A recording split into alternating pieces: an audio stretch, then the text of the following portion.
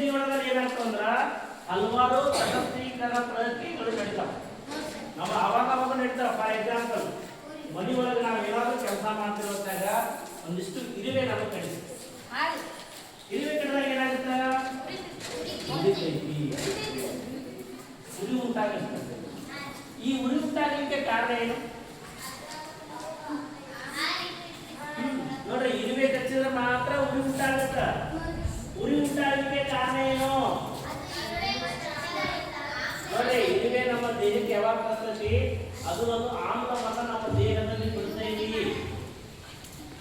ಯಾವಾಗ ಆಮ್ಲ ಬಿಡ್ತಾ, ಆಮ್ಲದ ಸಹಾಯಕ್ಕೆ ಏನಾಗುತ್ತೆ ಅಂದ್ರೆ ನಮಗೆ ಉರಿತ ಉಂಟಾಗುತ್ತೆ.